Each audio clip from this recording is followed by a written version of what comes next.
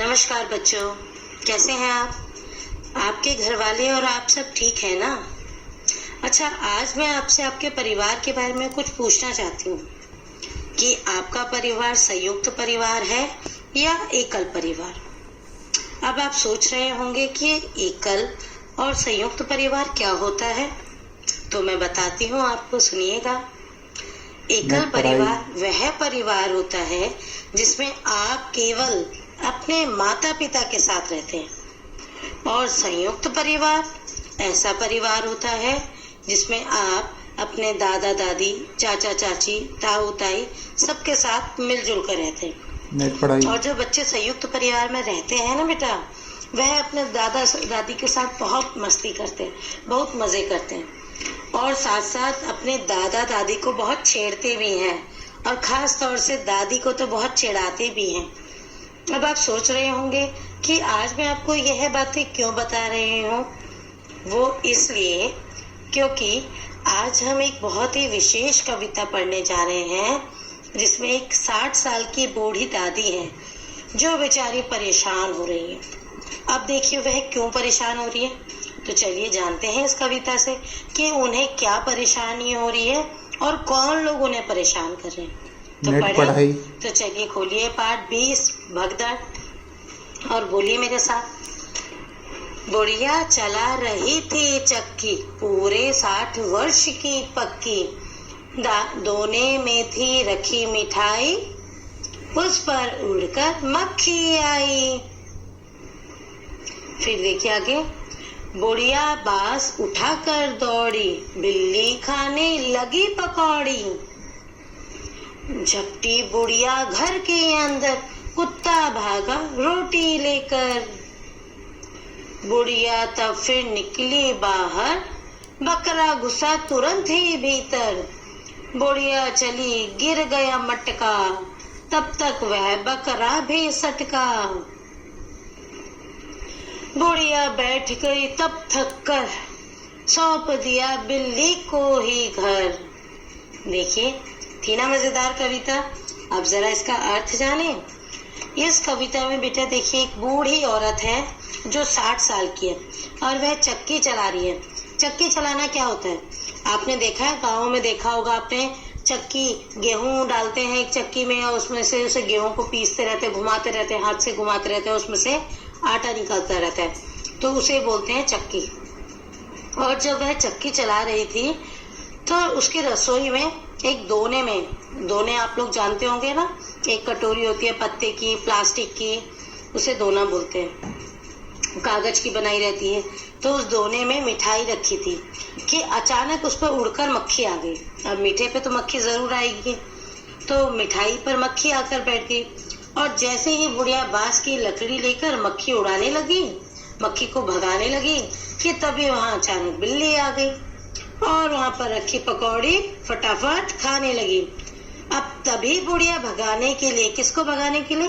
बिल्ली को। यस, बिल्कुल सही, बिल्ली को भगाने के लिए घर के अंदर आई तो कुत्ता अचानक झट से आया और रोटी लेकर भाग गया। अब देखो, वो बिल्ली को भगाने आई बेचारी, तो कुत्ता भी आ गया और उसकी रोटी लेकर भाग गया। बुढ़िया फिर कुत्ते को घर से निकालने के लिए बाहर निकली कि तभी एक बकरा घर के अंदर घुस गया, और जब बेचारी बुढ़िया बकरे को भगाने के लिए अंदर जाने लगी कि तभी उसके हाथ से एक मटका गिर गया, और मटके की टूटने की आवाज से बकरा भी वहां से खिसक गया। तो देखा कितनी भागदौड़ हुई बेचारी बूढ़ी औरत की, और उन्हें किस किसने थकाया? बताइए किस किसने थकाया? बिल्कुल सही।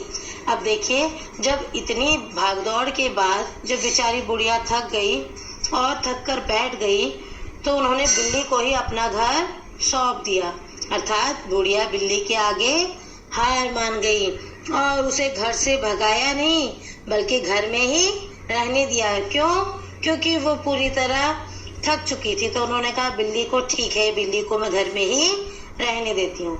तो जिस प्रकार इन जानवरों ने मिलकर बुढ़िया औरत को थकाया, ठीक इसी प्रकार आप भी अपने भाई बहनों के साथ मिलकर अपनी दादी को इसी प्रकार तंग करते हैं, है ना? मैं जानती हूँ। तो थी ना अच्छी कविता।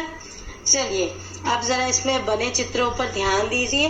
देखिए आपको चित्र दिखाई दे रहा है, एक औरत है, बिल्ली बनी हुई है और कुत्ता बना हुआ है, फिर और डंडा लेके हरा रही है। तो बेटा ये कौन सी कला होती है, आप जानते हैं इसके बारे में? बताइए। बिल्कुल सही, यह बिहार की मधुबनी शैली पर बने चित्र हैं। बिहार राज्य आपने सुना है ना, वहाँ की एक मधुबनी शैली है, वहाँ का चित्र है ये। अर्थात यह चित्रकारी की शैली बिहार में बहुत प्रचलित है और इसका नाम मधुबनी है। चलिए अब जरा इसका अभ्यास कार्य देखें। अब आप भी ये मधुबनी शैली में चित्र बनाने का प्रयास कीजिएगा और देखिएगा आपको कितना मजा आता है। तो चलिए अब जरा इसके अभ्यास कार्य में आते हैं।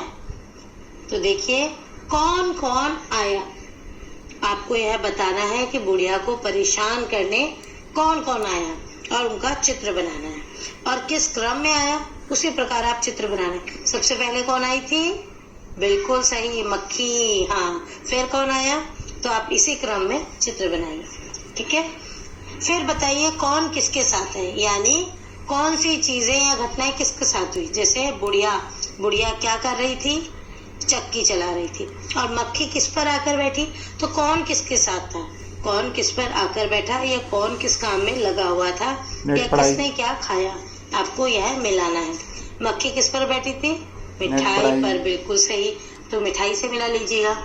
फिर देखिए बिल्ली ने क्या किया? पकौड़ी खाई। वेरी गुड, बहुत अच्छे। तो आप बिल्ली को पकौड़ी से मिलान कीजिएगा, ठीक है। अब देखिए कविता में किसके बाद कौन आया? सबसे पहले कौन आया कविता में पाठ? मक्खी। उसके बाद? बहुत अच्छे। फिर उसके बाद? हाँ जी, और अंत में? हाँ, बिल्कुल सही। तो आप इसे पूरा कीजिएगा, ठीक है। और लास्ट में सोचकर बताओ जरा, घर किसे मिला? कौन से जानवर को या कौन से किसको रहने दिया, कौन से पशु को रहने दिया बूढ़ी औरत ने घर में? बिल्कुल सही, बिल्ली को। अच्छा अब जरा आपको मुझे ये बताना है कि इस कविता का नाम भगदड़ क्यों रखा गया होगा। सोचिए जरा, भगदड़ क्या होता है? भागम भाग, दौड़ना, भागना, यानी जहाँ पर आपकी बहुत भागम भाग हो जाए और उस भागम भाग से आप थक जाओ। तो सोचिएगा और बताइएगा कि आपको यह कविता कैसी लगी और इस कविता का नाम भगदड़ क्यों रखा। ठीक है बेटा, फिर मिलेंगे हम सब लोग अगले पाठ के साथ, ठीक है। तब तक आप लोग अपना ध्यान रखिएगा। नेट पढ़ाई।